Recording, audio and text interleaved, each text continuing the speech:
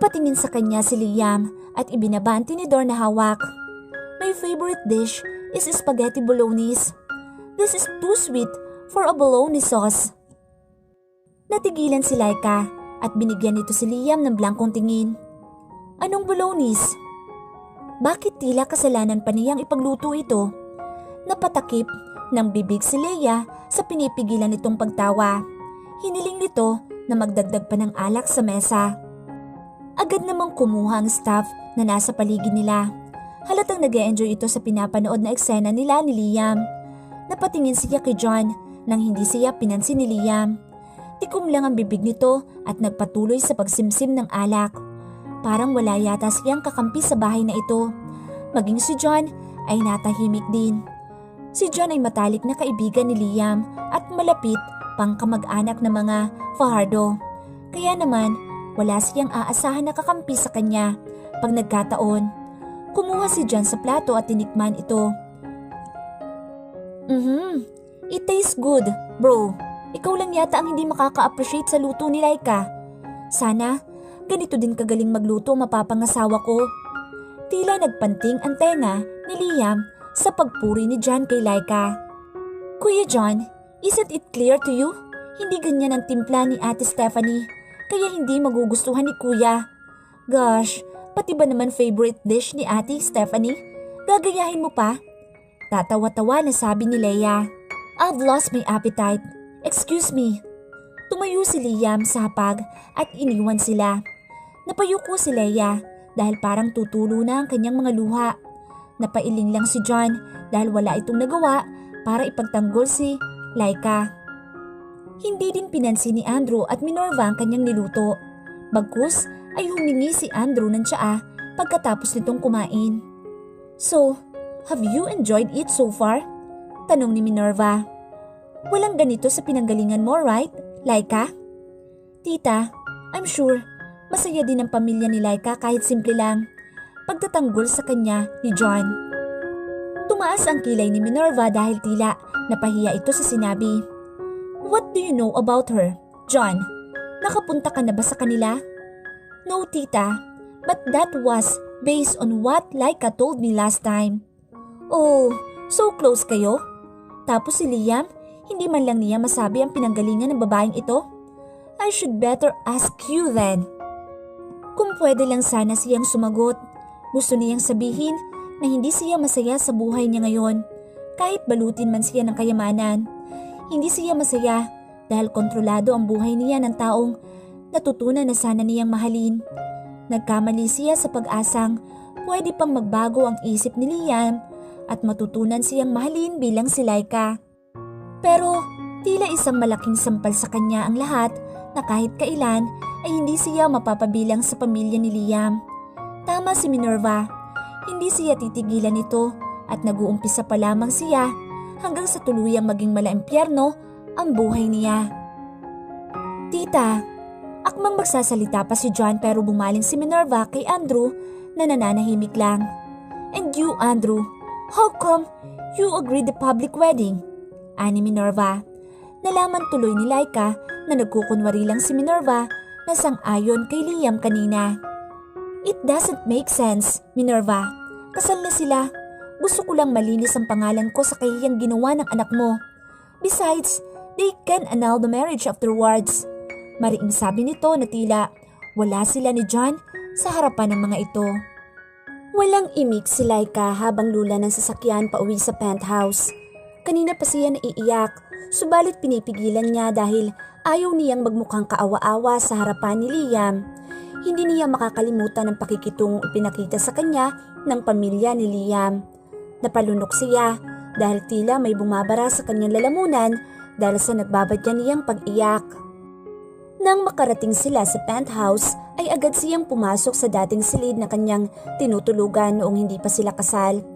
Doon ay nagpakawala siya ng iyak at hindi na pinigil ang sarili.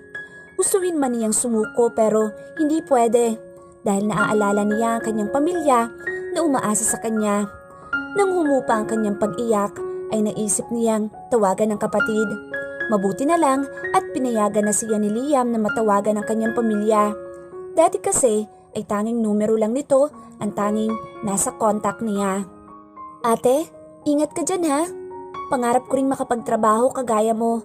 Hayaan mo ate, kapag nakapagtapos na ako sa pag-aaral, ako naman ang tutulong kina mama at papa. Pupunta rin ako dyan sa Manila para magtrabaho. Diyan ako tutuloy sa bahay na tinutuluyan mo para magkasama na tayo. Oo naman, pero matagal pa yon, tugon niya. Minsan ay hindi niya alam kung paano sasagutin ang mga tinatanong sa kanya ng pamilya. Nag-init ang kanyang mga mata at muli siyang napaluha. Sige Lyra, pag-usapan natin yan kapag graduate ka na, sabi niya. Nang maibaba niya ang tawag ay muli siyang napaiyak. Miss na niya ang kanyang pamilya. Bahagya siyang napalinga sa may pintuan nang bumukas iyon. Tumambad sa kanya si Liam. Nagtaka pa sana siya kung papaanong nakapasok ito samantalang nakalak iyon kanina. Ngunit napagtanto niyang ito pala ang may-ari ng bahay at malamang ay may sarili itong susi. Pinagmasdan siya nito pagkuway umupo ito sa gilid ng kanyang kama katabi niya. Ramdam niya ang malalim na pagbuntong hininga nito pagkuway niyakap siya. Sorry if I make things difficult for you. Seryosong sabi nito na hinalikan siya sa ulo. Ngayon lang niya nakita si Liam na tila naunawaan ang kanyang nararamdaman. Lihim siyang natuwa at nagkaroon ng pag-asa na baka pwede na niyang pakiusapan ng asawa na palayain na siya. Alam mo, sa totoo lang, hirap na ako. Alam kong may kasunduan tayo pero gusto ko pa rin makiusap sa iyo. Baka pwede mo na akong pakawalan. Hindi ako si Stephanie, kaya alam kong hindi mo naman talaga ako mahal. Kaya nakikiusap ako, pauwiin mo na ako sa amin. Miss na miss ko na ang pamilya ko. Pagsusumamo niya, biglang kumala si Liam sa pagkakayakap sa kanya at tumayo ito. Hindi pwede. You're my wife, Stephanie, kaya akin ka.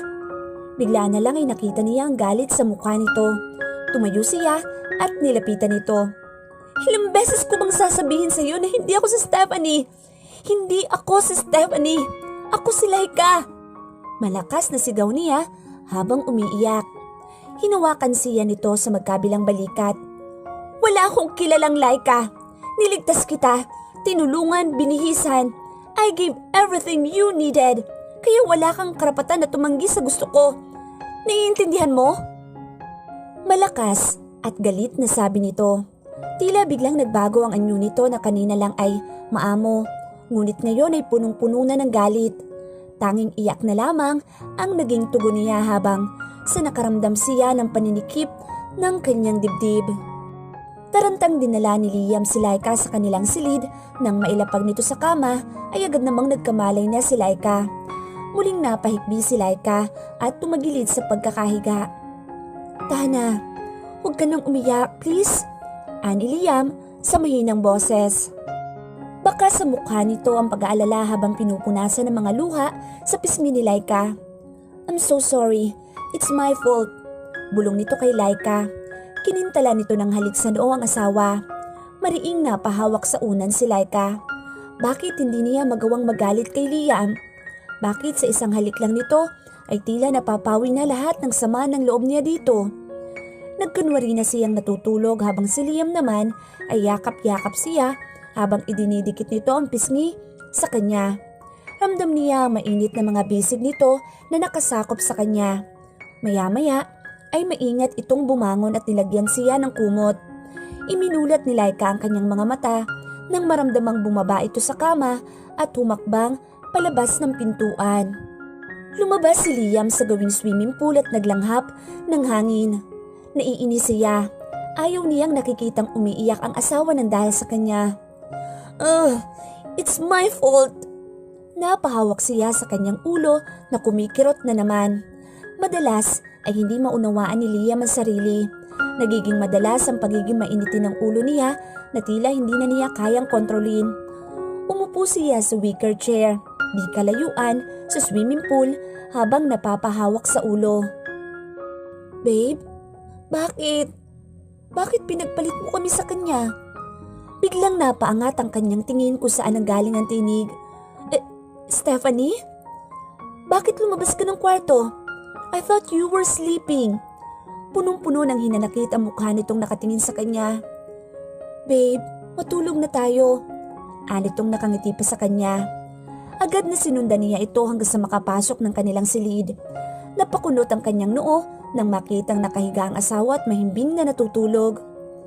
"Babe, lumabas ka ba kanina?" Tanong nito kay Laika. Ngunit mahimbing na natutulog si Laika. Tumingin siya sa orasan. Pasado 2:00 na ng madaling araw. Ang pagkakaalam niya ay kalalabas pa lang niya sa may swimming pool. Napilig niya ang kanyang ulo at pinagmasdan ang natutulog na asawa. Iminulat ni Laika ang kanyang mga mata na nasa ibang silid na siya. Biglang uminit ang kanyang mga mata sa napipintong luha nang maalala ang nangyari kagabi. Napabangon siyang bigla nang makita na nasa silid na pala siya ni Liam. Umupo siya sa kama at napatingin na lamang sa labas ng glass window. Agad siyang napalingon nang bumukas ang pintuan at pumasok si Liam na may daladalang pagkain sa tray. "Good morning, babe. Maayos na ba ang pakiramdam mo? You fainted last night. Sige na, kumain ka na para lumakas ka." Anito na parang napakaamo na naman sa kanya. Pinagmasdan niya ang lalaki habang inilalapag nito sa side table ng pagkain. Pabago-bago ang mood nito. Napansin niyang kapag binabanggit niya ang tungkol kay Stephanie ay nagagalit ito. Tila sumusuko na siyang makiusap kay Liam. Paninindigan na lamang siguro niya ang pagiging Stephanie sa buhay ni Liam. "You should be grateful dahil pinagluto kita ng favorite soup mo," anang lalaki. Napatingin siya sa maliit na bowl ng soup nang buksan nito. Kahit kailan ay hindi niya naging paborito ang pinaghalong mushroom at corn soup. Pinagsaluhan nila ni Liam ang pagkain at wala namang kahit anong pagtatalo ang namagitan sa kanila. Ayaw na lang niyang magsalita. Baka sa susunod ay masaktan pa siya nito kapag nakipagtalo pa siya. Pagkatapos nilang kumain ay binuksan niya ang closet ni Liam habang nasa shower ito. Naisip niyang ipili ito ng isusuot sa pagpasok nito sa opisina. Kung tutuusin ay iyon naman talaga dapat ang tungkulin niya. Ang pagsilbihan ang kanyang asawa. Ngayon lang niya nakita ang closet nito. Namangha siya sa napakaraming damit nito. Hindi niya alam kung ano ang kanyang pipiliin. Napatingin siya sa isang polo at pants. Kinuha niya iyon. Madalas kasi ay ganoon naman ang isinusuot ng kanyang asawa kapag umaalis. Nang kukuha na siya ng panloob nito ay bigla siyang natigilan. Bakit parang may kung anong init ang kanyang nararamdaman nang makita ang saplot na iyon? Hindi naman bago na nakikita niya si Liam na nakasuot niyon at talaga namang napapahanga siya sa ganda ng katawan nito. Kinuha niya iyon at inilapag sa kama. Para paglabas ni Liam ay nakahanda na agad ang isusuot nito. Napangiti ito sa kanya nang lumabas sa shower room. Nagustuhan naman ito ang pinili niyang damit. "Thanks, babe. Ang tagal mo nang hindi ginagawa to ah." Sabay kinintalan siya ng halik sa noo at payakap siya nitong binuhat at nagpaikot-ikot sila. Naamoy pa niya ang mabangong shower gel na ginamit nito. Nang ibaba siya nito ay masuyo siya nitong hinalikan sa labi. Napapikit na lamang siya at kusang tumugon. Ramdam niyang mahal na niya si Liam. Masuyo niyang hinawakan ito sa magkabilang pisngi at pinagmasdan. "I love you, babe. Sobra. Pahinga ka lang. Huwag mong papagurin ang sarili mo. Don't worry. Uuwi ako ng maaga, okay?" Anitong niyakap siyang muli. Mariin siyang napapikit. Gusto niyang isipin na para sa kanya iyon at hindi para kay Stephanie. Naglakad-lakad si Laika sa paligid ng swimming pool. Ngayon lang niya halos napansin na may maliit palang halamang collection itong si Liam. Napakaganda ng mga bulaklak na iyon. Mahigit 1 taon na din siya sa penthouse ngunit ni minsan ay hindi niya ito pinagtuunan ng pansin dahil napupuno siya ng kalungkutan. Kung sa bagay, nakalalabas lang naman siya kapag nandito ang asawa. Kapag umalis ito ay nakalak ang main door na papuntang swimming pool at elevator. Tumingin-tingin siya sa paligid at nakakita siya ng watering kettle. Pinuno niya iyon ng tubig at nag-umpisang diligan ang mga halaman. Nang matapos niyang magdilig ay halos wala na siyang maisip gawin. Bigla ay naisip niyang pwede na siyang bumaba ng elevator. Pwede na siyang umalis. Ang lakas ng kabog ng kanyang dibdib. May pera siyang naitabi dahil binibigyan siya ni Liam. Kapag lumalabas sila, hindi niya iyon ginagastos dahil naisip niyang magagamit iyon kapag kinailangan. Dali-dali siyang pumasok sa dating silid at kinuha ang pera na nakatago. Nang madali siyang kunin ang maliit niyang bag at agad na lumabas. Ni hindi siya magdadala ng kahit anong gamit na binigay sa kanya ni Liam. Ang mga lumang gamit naman niya ay ipinatapon na din ito. Mabilis siyang lumabas ng main door at tinungo ang elevator. Nanginginig pa ang kanyang mga kamay nang pinindot niya ang button ng ground floor. Bahala na. Iyon ang nasa isip niya. Kung sakaling may mga tauhan si Liam na nasa baba ay hindi naman siya halatang tatakas dahil wala naman siyang dalang gamit. Sumakay na siya ng elevator. Nang bumukas iyon sa ground floor ay wala siyang nakitang tao maliban sa gwardiya na sumaludo pa at bumati sa kanya. Lalong bumilis ang tibok ng kanyang puso nang magtuloy-tuloy siya hanggang sa labas ng condominium na walang pumipigil sa kanya. Ibig sabihin ay hindi totoo ang sinabi ni Liam na may mga nagbabantay sa lobby sakaling tumakas siya. Pero nakalabas naman siya at wala namang humarang sa kanya. Hindi niya alam kung anong sasakyan dahil puro private vehicle lamang ang dumadaan sa lugar. Kaya naisip niyang mag-taxi na lang papuntang terminal. Mabilis niyang tinawid ang kalsada para mag-abang ng taxi na masasakyan dahil hindi siya pwedeng magtagal na nakatayo sa tapat ng gusali. Baka biglang dumating si Liam. Pinilisan pa niya ang paglalakad. May nadaanan siyang napakagandang parke na maraming mga puno. Saglit siyang tumigil at nilingon ang kanyang pinanggalingan na abot tanaw pa niya. Ang gusali na pag-aari ng mga Fajardo. Hindi niya namalayang lumandas ang kanyang mga luha. Sa wakas, malaya na siya. Makakatakas na siya kay Liam at sa pamilya nito. Pero bakit ganoon? May bahagi ng kanyang puso na nasasaktan siya. Ang sakit-sakit. Napailing siya at naalala niya ang lahat ng mga mabubuting bagay na ginawa sa kanya ni Liam. Ang pag-aasikaso nito sa kanya at ang pagmamahal na palaging sinasabi nito sa kanya. Pakiramdam niya ay para sa kanya talaga iyon at hindi para kay Stephanie. Labis siyang nalulungkot. Tumigil siya sa paglalakad at napaupo sa bench na malapit sa parke. Napailing siya. Hindi pala niya kayang iwanan si Liam. Mahal na niya ito. Walang pag-aalinlangan na inihakbang niya ang kanyang mga paa pabalik. Nagmamadali siya hanggang sa makapasok ng gusali at mabilis na sumakay ng elevator paakyat. Pagdating niya sa penthouse ay agad niyang nakita si Liam na nakatalikod. Tama ang kanyang hinala. Dumating na nga ito. Liam? Sambit niya. Mabilis na napalingon sa kanya ang lalaki. Namumula ang mga mata nito na tila kagagaling lang sa pag-iyak. Nakita niya ang labis na pag-aalala at takot sa mukha nito. "Where have you been?" tanong nito. Agad siyang lumapit at niyakap ang lalaki. "Sana, huwag kang magagalit. Naglakad-lakad lang naman ako sa baba." Paliwanag niya. Pero ang totoo, muntik na siyang tumakas. "You better tell me next time, okay? You don't know how worried I am." Anito na hinaplos siya sa buhok at hinagkan. Akala niya ay magagalit ito pero mas humigpit ang yakap nito sa kanya. "Promise, hindi na ako aalis. Sorry," sabi niya. Mas gumaan na ang pakiramdam ni Laika ngayong magkasundo na sila ni Liam. Minsan ay napapatingin siya sa salamin at pinagmamasdang mabuti ang sarili. Wala na nga ang bakas ng dating Laika. Maganda naman siya dati, pero mas maganda siya ngayon. Hiram na ganda, napilit ikinubli ang totoo niyang pagkatao. Buo na ang kanyang loob. Mula ngayon, ikaw na si Stephanie. Iyon ang sabi niya sa kanyang sarili. Hindi siya makatulog dahil hinihintay niya si Liam. Gabing-gabi na kasi pero nandoon pa rin ito sa home office nito. Madalas ay sa bahay na lang ito nag-uopisina pero subsob pa rin ito sa trabaho. Madalas din itong atakihin ng kanyang migraine. Minsan nga ay nakakatulugan na lang nito ang pagmamasahe niya. Mahilig kasi itong humiga sa kanyang kandungan para matulog. Ngayon lang niya naramdaman na napakalambing na asawa ni Liam at tila wala na siyang hahanapin pa.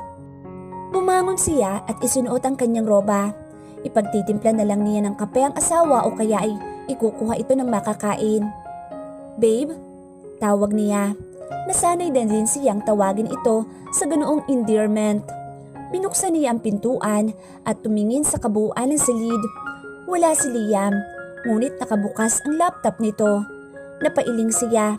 Naisip niyang baka pumunta ito sa kusina at kumuha ng makakain. Hindi man lang siya tinawag nito. Madalas kasi ay ayaw na siya nitong istorbohin, lalo na kapag nakita na nitong matutulog na siya. "Babe, nasan ka?" Patuloy na pagtawag niya habang papunta sa kusina. Naisip niyang baka nasa labas lang ito at nagpapahangin. Madalas kasi ang nagiging tambayan nito ay ang swimming pool. "Babe." Napakurap-kurap si Liam nang makita niya si Stephanie na lumusong sa swimming pool. Suot pa nito ang damit pantulog na iniregalo niya noon. "Babe, you sure maliligo ka?" Agad niyang binitiwan ang hawak na baso ng alak sa mesa at dali-daling nag-dive sa pool para samahan si Stephanie. Nang inangat niya ang kanyang ulo sa tubig ay hindi na niya nakita ang babae. "Stephanie? Babe, where are you?" tawag niya. Muli siyang sumisid sa tubig at doon ay nakita niya ang babaeng lumulubog na tila wala ng malay. Agad niya itong iniahon. "Babe, are you alright?" Aniya nang maiahon niya ito at kinalabutan siya nang makitang duguan ang katawan nito. "Stephanie, what happened to you?" tarantang tanong niya. "Niloko mo ako, Liam. Sabi mo ako lang ang mahal mo. Sabi mo wala kayong relasyon ni Trixie. Stephanie, ikaw, niloko mo ako." "Hindi kita niloko. Wala talaga kaming relasyon ni Trixie," paliwanag niya. Ngumiti ng mapait ang babae. "Liar! Paano ba ako maniniwala sa'yo? Pinakasalan mo nga ang impostor na babae iyon kapalit ko. Ipinagpalit mo kami ng anak mo." "Stephanie, babe, let me explain." Tsaka lang niya napagtanto na hindi si Laika ang kausap niya, kundi si Stephanie mismo. Madalas ay nakikita niya ito sa swimming pool at sinasamahan siyang maligo. Subalit kapag tinatanong niya si Laika, kinabukasan ay itinatanggi nito. Akala niya ay nagbibiro lamang si Laika. Madalas din siya nitong dalawin sa panaginip at isumbat sa kanya ang kasalanang nagawa niya. Kaya madalas ay hindi siya makatulog dahil bukod kay Stephanie ay kung ano-ano pa ang kanyang nakikita. Bagay na hindi niya sinasabi kay Laika. Bigla ay nakaramdam siya ng takot. "No, patay ka na. Hindi na bumabalik ang mga patay." Sambit niya. "Bumalik na ako at isasama na kita, Liam. Hinding-hindi na tayo magkakahiwalay ng anak mo. Stephanie, please. Nakikiusap ako." Bigla ay dumilim ang mukha nito at napalitan iyon ng galit. "Pinatay mo kami ng anak mo! Pinatay mo kami!" Sigaw nito na punong-puno ng galit. "No! Hindi! Hindi ko kayo pinatay! Hinding-hindi ko magagawa yon. Mahal na mahal kita, Stephanie!" Nang hindi makita ni Laika sa kusina, sa living room at sa ibang silid ang asawa, ay lumabas siya sa gawing swimming pool. Dahil maliwanag naman ang paligid ng pool, ay kitang-kita niya agad ito. "Babe!" tawag niya sa asawa. Biglang tumahip ang kanyang kaba nang makita na parang hindi na ito gumagalaw sa tubig at papalubog na din. "Babe!" Hindi niya alintana ang lamig ng tubig at kahit nakapantulog na siya, agad siyang tumalon sa tubig para puntahan si Liam. May lalim na 10 feet ang bahagi ng kinaroroonan nito ngunit hindi niya iyon alintana. Mabuti na lang at tinuruan siya noon ni Ara at May na lumangoy. Agad niyang hinila si Liam at dinala palapit sa gutter ng swimming pool para maiahon. "Babe, anong nangyari sa'yo?" Otomatikong lumandas ang kanyang mga luha nang makita na wala ng malay si Liam. Panay ang kanyang iyak habang isinasagawa ang CPR. Mas binilisan niya iyon at muling pinakinggan ang dibdib nito. Nang hindi pa rin ito nagkakamalay, ay hinipa niya ito sa bibig. Pagkatapos ay muling isinagawa ang CPR. Hindi niya alam kung tama ang kanyang ginagawa, pero nakikita lang niya iyon sa mga palabas na napapanood niya. Babe, gising! Ang galing-galing mong lumangoy, ba't nalunod ka? Ha? Aniyang patuloy pa rin sa pag-iyak. Maya-maya ay umubo ito at sumuka ng tubig. Tila nabuhayan siya ng pag-asa nang makita niyang humihinga na ulit ito. Subalit hindi pa rin ito makapagsalita. Kaya naman ay agad siyang tumakbo sa loob at idinayal ang numero sa lobby para humingi ng saklolo. Agad namang dumating ang paramedics at tinulungan si Liam. Nanginginig pa siyang tinawagan si John. Maliban kay Dan ay si John lang ang naisip niyang tawagan ng mga sandaling iyon. Si Dan naman ay hindi sumasagot sa cellphone nito. Hindi niya alam kung nasaan. Wala din siyang lakas ng loob para sabihin iyon sa mga magulang ni Liam. Isa pa, hindi niya alam ang numero ng mga ito. Kinailangan pa rin dalhin si Liam sa ospital dahil tila hinang-hina ito. Mabuti na lang at naroon si John na umalalay sa kanila. Nag-alala kasi si Laika na baka pumunta ulit ang mga in-laws niya. Pero ayon kay John ay nasa business trip daw si Andrew at ang ina naman nito ay hindi na pumunta pa nang sabihin ni John na lalabas na rin sila ng ospital. Palaisipan pa rin kay Laika kung bakit muntik nang malunod si Liam ng mga sandaling iyon. Wala namang paliwanag sa kanya si Liam na mas lalo niyang ipinagtaka. Mula nang lumabas si Liam sa ospital ay palagi na lang itong nagmumukmuk sa kanilang kwarto. Minsan naman ay nasa home office nito at ayaw magpaistorbo. Gumising si Laika ng maaga para makapagluto ng agahan. Kagaya ng mga nakarang araw, hindi na niya nakikita si Liam sa higaan pagkagising. Tiyak ay nasa home office na naman ito. Hindi na rin ito umaalis at madalas ay panay lang ang ring ng cellphone na hindi naman ito sinasagot. Naisip niyang dalhan muna ito ng kape bago siya magluto ng almusal. Pagbukas niya ng pintuan ay nakita niyang nakatutok lang si Liam sa laptop. Napangiti siya at lumapit, sabay inilapag ang mainit na kape sa mesa nito. Niyakap niya ito mula sa likuran sabay hinalikan sa pisngi. Good morning babe, parang hindi ko na namalayan na natulog ka sa kwarto natin. Tapos ang aga-aga mo pang gumising. Ganun ba talaga karami ang ginagawa mo? Gusto mo bang tulungan kita? Aniyang nag-aalala dahil kulang palagi ito sa tulog. Patingin nga niyang ginagawa mo. Sinipat niya ang ginagawa nito sa laptop. Napakunot siya ng noo at nagtaka. Wala naman kasi halos itong ginagawa. Kinuha niya ang mouse at pinindot ang nakahide na dokumento. Stephanie, my love, why until now you still can't forgive me? I know I made a mistake, but I regret it. I didn't kill our son. I can't do that. Hindi akalain ni Laika na ganito ang kanyang mababasa sa laptop ng lalaki. Hinarap niya ito at tiningnan sa mukha habang nakatingin lang ito sa malayo. Liam, anong ibig sabihin nito? Usisa niya. Tumingin sa kanya ang lalaki na halos blanko lang ang tanging reaksyon nito. Ano to sabi? Ulit na tanong niya. That's my letter to Stephanie. The last time I saw her, she was so angry with me. And now, I no longer see her anymore. Wala sa sariling sagot nito. Napailing siya. Hindi maaari ang kanyang iniisip. Nasisiraan na ba si Liam? Bakit tila wala ito sa sarili? Tumingin ka nga sa akin.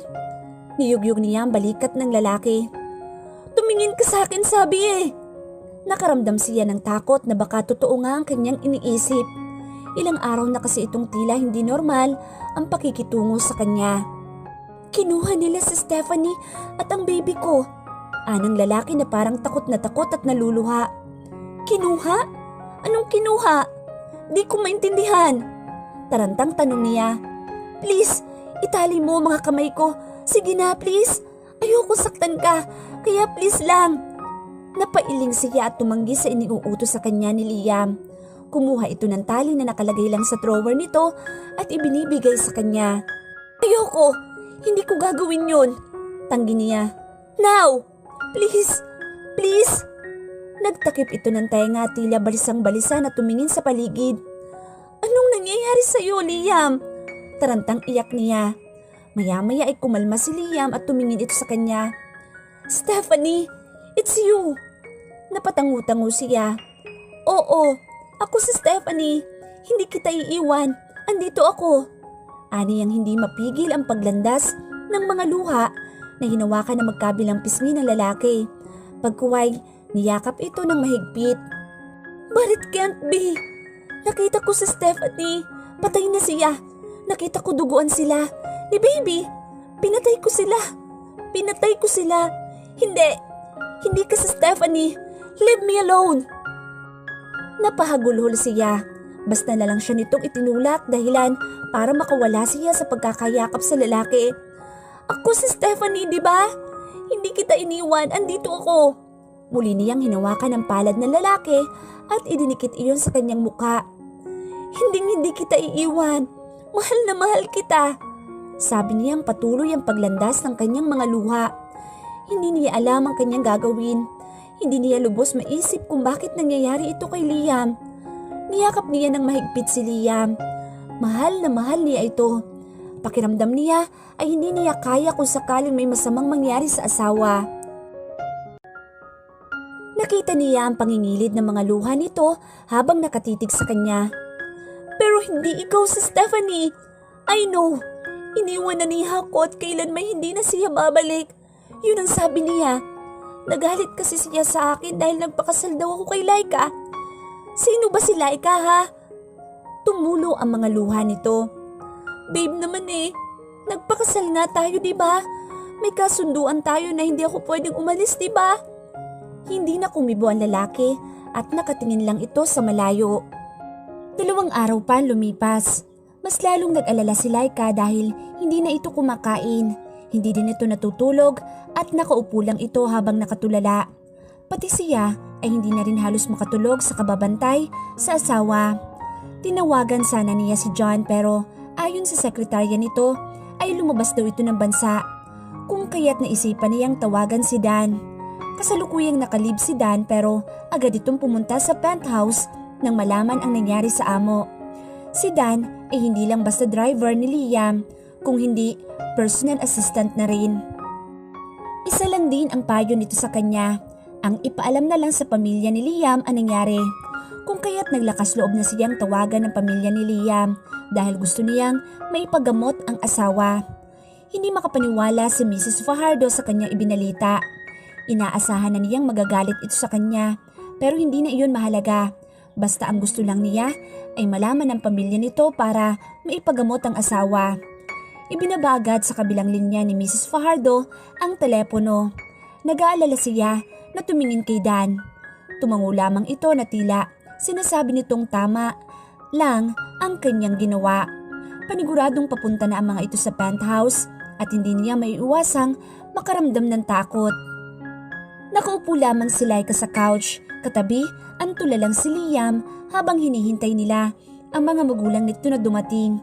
Samantalang naroon naman si Dan sa labas at inaabangan nitong dumating ang mag-asawang Fajardo. Maya-maya pa ay napatingin siya sa bumukas na pintuan. Agad na sinalubong niya ang mga ito para magmano sana. Pero sampal ang inabot niya kay Ginang Fajardo. What have you done to my son? Ikaw ang dahilan ng lahat ng ito. Anang Ginang na dumiretso na papunta kay Liam. Napailing lang si Andrew na tumingin sa kanya na tila disappointed.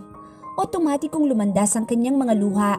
Napatingin sa kanya si Dan na wala namang magawa. Liam, anak, what happened to you? Anong ginawa sa'yo ng babaeng iyan, ha? Umiiyak na sabi ni Minerva habang hinahaplos ang mukha ni Liam na nakatulala. Huminto at napatakip ng bibig si Mrs. Fajardo sa nakikitang kalagayan ni Liam. Tulala at nakatingin lang sa malayo. Anak, anong nangyayari sa'yo? Magsalita ka! Agad na inawat ito ni Andrew na hindi rin makapaniwala sa kondisyon ng anak. And you! Bumaling ulit sa kanya si Mrs. Fajardo at hinablot siya pero inawat ito ni Andrew. Enough, Minerva! Kahit patayin mo ang babaeng yan, wala kang mapapala. Hindi yan ang solusyon ngayon. Let's bring Liam to the hospital. Kailangan niyang matingnan, ani Andrew. What did she do to our son? Liam wasn't like this before. Talk to us, Liam. Maotoridad na tinig ni Andrew. Ngunit hindi man lang tiningnan ni Liam ang mga ito. Liam, anak. Umiiyak ang ginang habang yakap-yakap si Liam. Bumaling ng tingin si Ginang Fajardo kay Laika. Anong ginawa mo sa anak ko?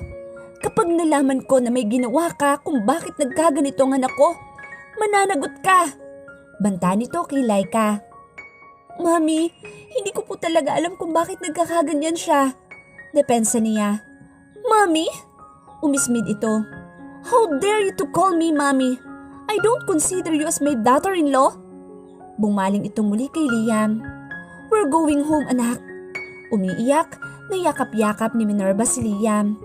Napasinghap si Laika sa narinig na iuuwi ng mga ito si Liam. Andrew, let's go. Dalhin na natin si Liam.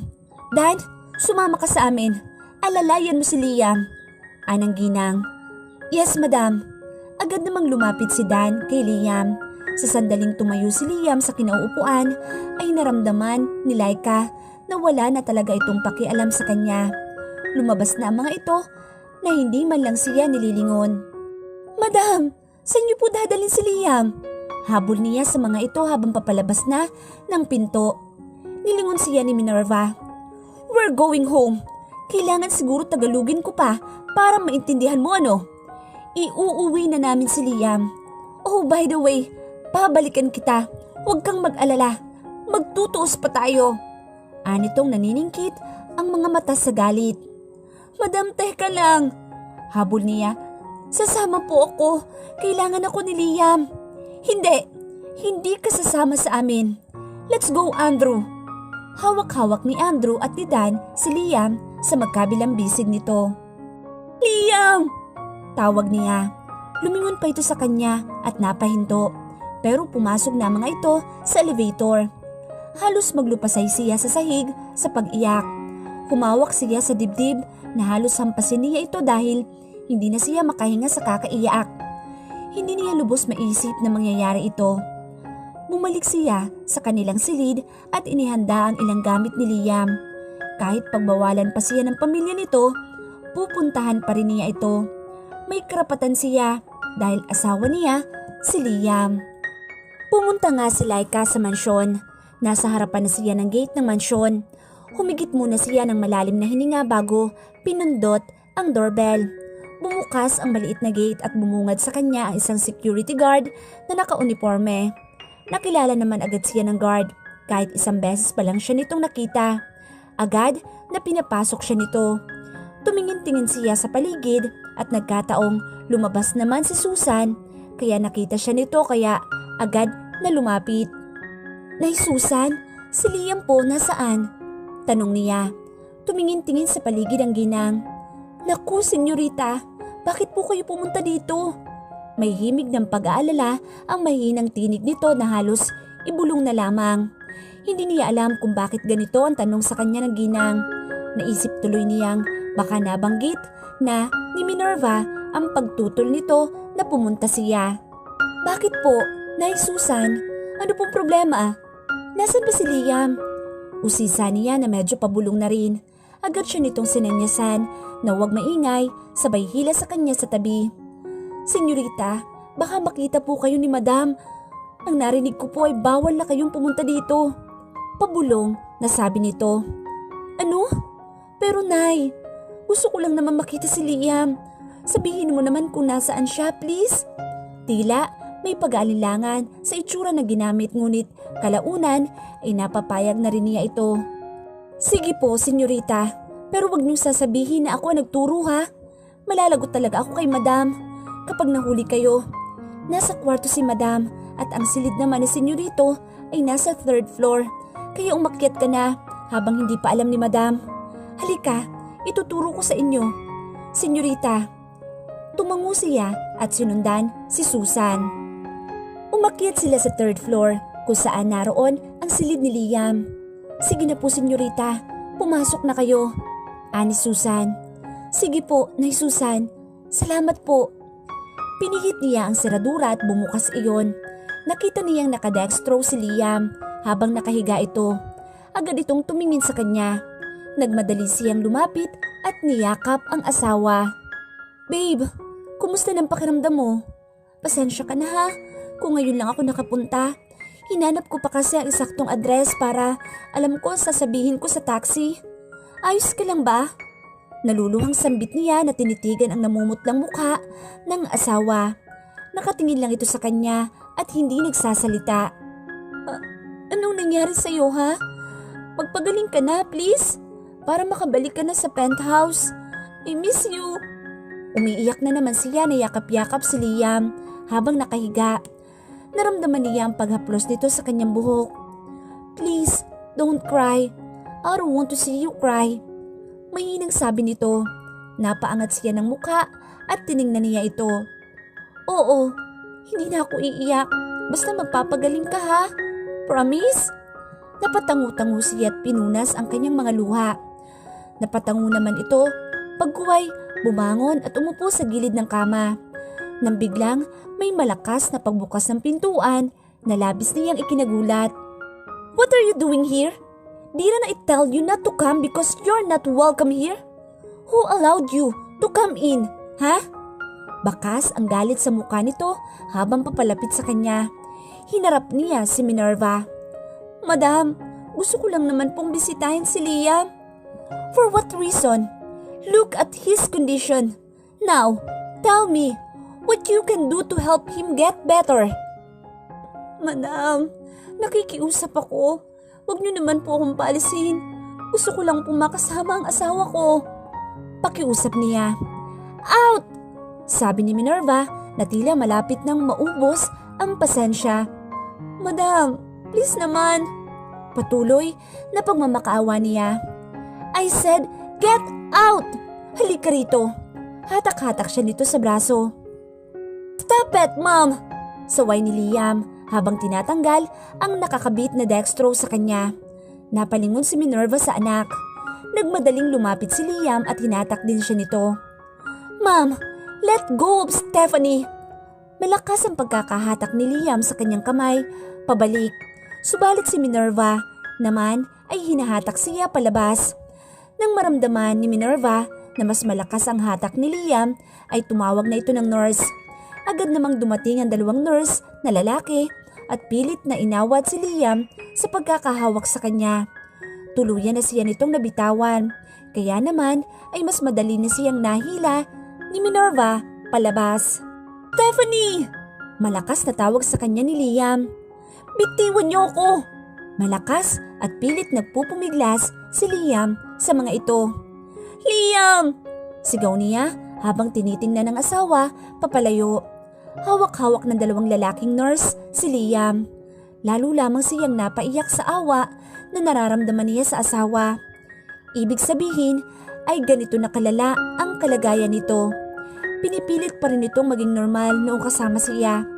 Kaya pala palagi itong nagsusulat dahil ayaw nitong makalimutan ang lahat kapag nawala na siya sa katinuan. Madam, may karapatan ako sa asawa ko. Umiiyak na sabi niya.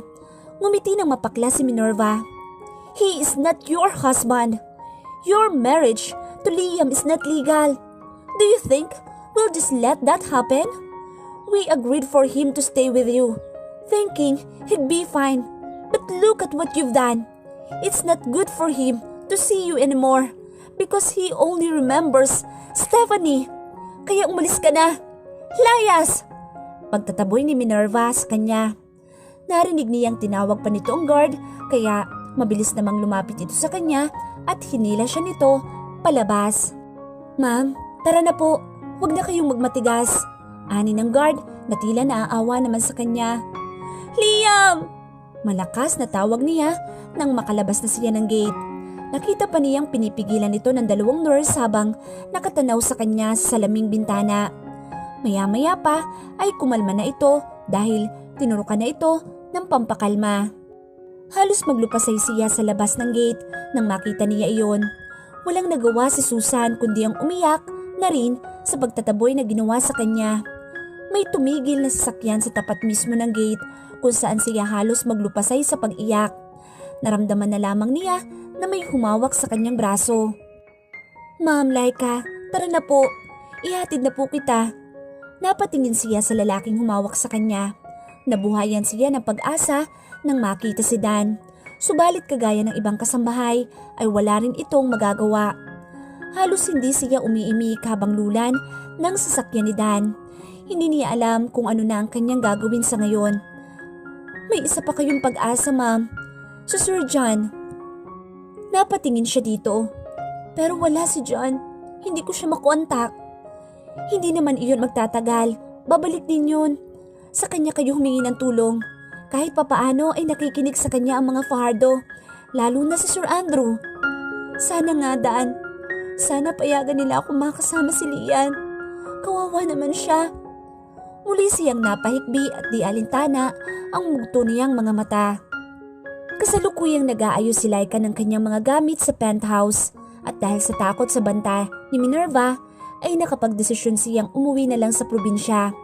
Tama si Minerva, wala siyang magagawa para sa pagaling ni Liam.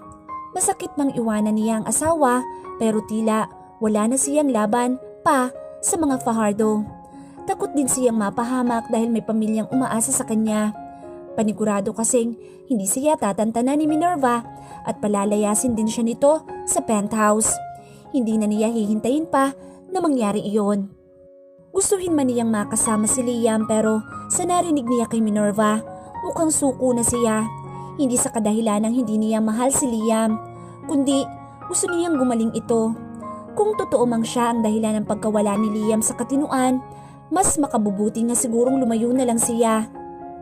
Mas lalong hindi nakakapag-move on si Liam sa tuwing nakikita ang mukha niya. Hindi niya maiwasang sisihin ang sarili.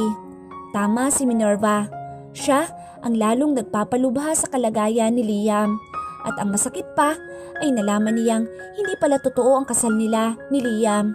Ibig sabihin ay nagsinungaling din sa kanya ang lalaki. Pinuksan niya ang drawer para iligpit ang ilang dokumento na nakakalat sa mesa ni Liam. Inilagay niya ang mga ito sa isang drawer. Napatingin siya sa isang brown envelope na nakapangalan sa kanya. "My Laika, I opened a bank account for you because I might not able to go shopping with you one day. It comes with an ATM card so you can use it to help your family. Please, beg your parents' forgiveness for what I did to you. I was too scared to introduce myself and I lacked the courage to tell them what I had done to you. Also, please accept my apologies for how my parents treated you. Love, Liam." Napaiyak siya lalo habang niyakap ang sulat sa kanyang dibdib. Kinuha niya iyon. Hindi niya bibiguin si Liam. Nilagay niya iyon sa bag na dadalhin niya pa uwi. Marami siyang gamit pero hindi na niya dadalhin na lahat. Para kay Stephanie ang lahat ng iyon, hindi para sa kanya. Matagal niyang pinagmasdan ng mga gamit ng lalaki. Isa-isa niya itong tinupi, ulit, kahit maayos naman at inalagay ulit sa closet. Naisip niyang ganito siguro ang lungkot na nararamdaman ni Liam nang mawala si Stephanie. Pero pinilit nitong umiti sa harap niya. Pinilit nitong maging normal at higit sa lahat, pinilit nitong maging mabuting asawa sa kanya kahit sa loob lang ng maikling panahon. Dala ang isang maliit na bag ay bumaba na siya ng penthouse. Nagsalute pa sa kanya ang guard nang palabas na siya. Muli niyang tinanaw ang kabuuan ng condominium. Kung totoo man ang sinasabi ni Liam na nakikita nito si Stephanie, siya na ang makikiusap. "Please, patahimikin mo na si Liam." Ang tanging usal niya. Hindi siya naniniwala sa mga bumabalik na patay pero ito ang kanyang nasambit. Nag-aabang na siya ng taxi na masasakyan nang may nagbusina sa kanyang harapan. Bumukas ang bintana nito. "Laika!" Nakangiting tawag sa kanya ni John. "John?" Tila nabuhayan siya ng loob. Kahit papaano ay nakangiti siya nang makita ang lalaki. "Where are you going?" Takang tanong nito na tila hindi makapaniwala na mag-isa lang siya. Lumabas ito ng sasakyan. "Papasok na sana ako ng parking area nang makita kita. Pupunta ako sa inyo. Teka, nasan ba si Liam? Tila may hinihintay pa ito na lalabas sa condominium pero wala naman. Wala si Liam, tugon niya. Lumalim ang gitla sa pagitan ng noo nito. What do you mean? Wala si Liam? You mean mag-isa ka lang aalis? Hindi mo pa ba alam ang nangyari kay Liam? Tanong niya. Umiling ito na tila wala talagang kaalam-alam. Napatingin siya sa lalaki. Kinuha na nila si Liam. Hindi na niya mapigil ang pagluha. Kinuha? Sinong nila? So wala ka talagang alam? Napakamot ito sa ulo. I won't ask if I know. Ikinuwento ni Laika kay John ang nangyari kay Liam noong mga panahong wala ito at ang pagpapalayas ni Minerva sa kanya. Napailing na lamang si John at tila hindi makapaniwala sa sinapit ng kaibigan. Anong alam mo sa kondisyon ni Liam? May alam ka ba dati? Bakit hindi mo man lang sinabi sa akin? Tanong niya. I swear, I had no idea what Liam was going through. But I noticed something strange about him. Kaya pala kinasabot pa niya ako tungkol sa surgery mo. Bakit nga ba hindi ko agad nahalata yun? Madalas ko pa siyang biruing baka nababaliw na siya. Oh my, hindi makapaniwalang sabi ni John. Hindi na napigil ni Laika ang umiyak. Tila hindi din malaman ni John kung ano ang sasabihin nito para mabawasan ang lungkot o sakit mang matatawag na nararamdaman ni Laika. Saan ka ngayon pupunta? Muling nagsalita ang lalaki. Hindi ko alam, John. Ang gulo ng isip ko. Hindi ko alam kung dapat na ba akong umuwi sa amin. Umiiyak pa rin siya. Saglit na inihinto ni John ang kotse sa open park. So, hindi naman kita pwedeng isama sa bahay at ako naman ang malalagot sa parents ko. Baka sabihin nagdala pa ako ng babae. Nag-isip ito habang nakatingin sa babaeng umiiyak. Ikukuha kita ng apartment? Sabi nito. Umiling siya. Ihatid mo na lang ako sa terminal. Wala din naman ako mapupuntahan pa. Uuwi na lang ako sa amin. Sabi ni Laika na nakapag-isip-isip na. You sure? Oo, tama. Doon mo na lang ako ihatid. Pinaandar na muli ni John ang kotse. Malapit lang ang terminal na sinasabi ni Laika. Makakasakay pa naman ito dahil maaga pa naman. Dito na ba yun? Tanong ni John nang makita ang mga bus na papuntang Pantalan. Kahit hindi ngayon palang nakita ni Laika ang bus terminal, ay sigurado siyang dito iyon. Oo, tama. Dito na, John. Thank you ha. Sabi niya habang tinatanggal ang seatbelt. Akmang pababa na siya ng kotse. Wait, heto, idagdag mo sa pera mo. Inabutan siya ng pera ni John.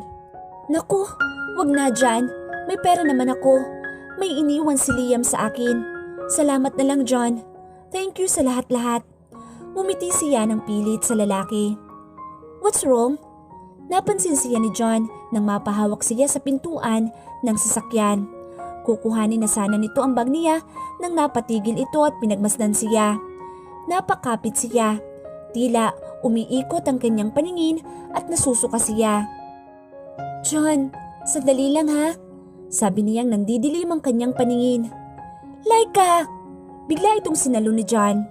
Laika, are you okay? Tarantang hawak-hawak sa bisig ang babae. Agad nitong binuksan ang sasakyan at isinakay muli si Laika na nawala ng malay. Sobrang awang-awa siya sa sinapit ni Laika at ni John. At heto nga, mukhang hindi na kinaya ni Laika. Bigla na lang, nag-collapse. Mabilis na pinaharurot niya ang sasakyan patungo sa pinakamalapit na ospital. Nang maimulat ni Laika ang kanyang mga mata, ay naulinigan niyang nakaupo si John sa di kalayuan. Lumapit ito sa kanya nang magkamalay siya. Kumusta ng pakiramdam mo? Okay ka na ba? Alalang tanong nito.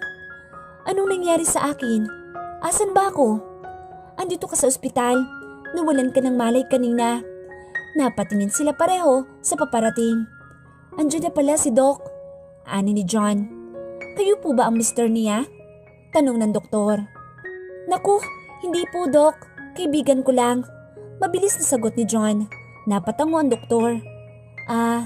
Laika, okay naman ang resulta ng mga test mo. Iwasan ang magpupuyat at kumain ng masustansyang pagkain para mas lalong lumakas ang kapit ng baby mo. Ani ng doktor na ikinagulat nila pareho ni John. Ho? Dok? Anong sabi mo po? Ulit niya. Hindi mo ba alam na buntis ka? Tanong ng doktor. Hindi ko po alam. Saglit siyang nag-isip kung paano na ang magiging buhay niya ngayong wala sa piling niya si Liam. Congratulations, Laika. Ninong ako ha? Natutuwang sabi ni John. Nalungkot siya pero sa kabilang banda ay may nararamdaman siyang saya. Naisip agad niya si Liam kung sakaling nasa maayos kaya ang pag-iisip nito. Matutuwa kaya itong malaman na magiging daddy na siya? Lumabas naman agad sina Laika sa ospital at tumuloy na sila sa terminal ng bus. Ingat ka Laika. Babalitaan kita tungkol kay Liam. Nakasave na ang number mo sa akin.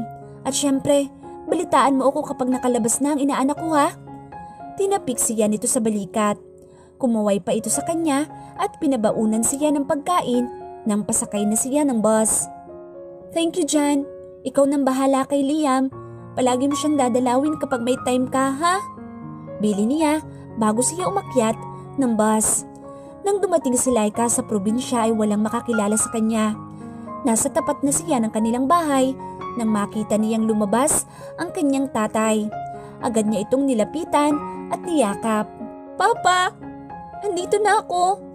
Ikinagulat naman ito ng ama at tumingin sa kanya na punong-puno ng pagtataka. Sino ka? Anito, Pa, si Laika po. Sagot niya. Alam niyang mahihirapang maniwala sa kanya mga sasabihin ng mga ito.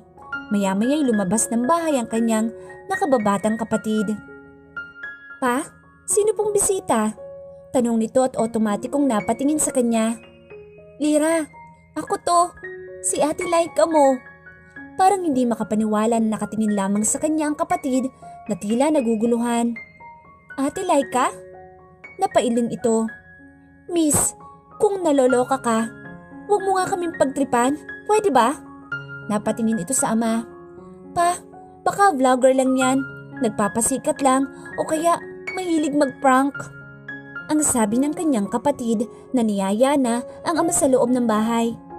Sino ba ang bisita natin? Sabi ng nanay niya na lumabas din. Tila nabulabog ang mga kapitbahay at ang ilan ay lumabas din ng bahay nang makakita ng magandang babae na dumating. Ma, Pa, ako po to si Laika. Alam kong hindi niyo ako makilala pero yung boses ko, pakinggan niyo. Ako talaga to, si Laika. Naluluha siya habang nagpapaliwanag. Ate, ikaw ba talaga yan? Takang tanong ng kapatid. Oo, Lira. Naluluhang sambit niya. Ate, ikaw nga. Bigla siyang niyakap ng kapatid at tumingin ulit sa mukha niya. Anong nangyari sa mukha mo? Ate, nagparitoke ka ba? Bakas ang pagtataka at paghanga sa ganda ng kanyang mukha. Ano ka mo? Totoo ba? Ikaw ba talaga si Laika? Tanong ng kanyang ina. Opo ma, ako to. Niyakap niya ang ina at hindi na napigilan ang mapaiyak. Ay Diyos ko, mahabagin, anong nangyari sa iyo anak? Ani ng kanyang ina. Mahabang kwento po. Tara na po sa loob at doon ko na lang sasabihin sa inyo ang lahat. Yaya niya. Hindi naging madali ang pagtanggap ng pamilya niya sa bago niyang muka. Pero nagpasalamat na lang ang mga ito at nabuhay pa siya sa kabila ng isang trahedya. Mabait ang kanyang mga magulang, kaya naman hindi niya pinagdududahang matatanggap siyang muli ng mga ito.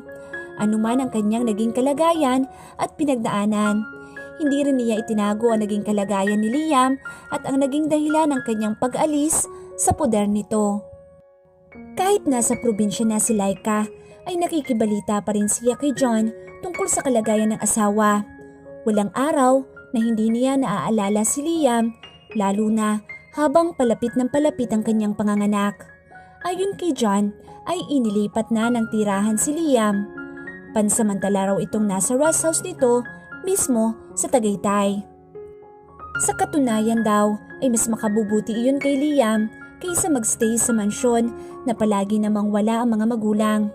May bahay kasi si John sa Tagaytay at mismong katabi lang iyon ang bahay bakasyunan na pag-aari ni Liam. Kung kaya't suwestyon ni John na doon na lang magpagaling si Liam para nabibisita niya araw-araw.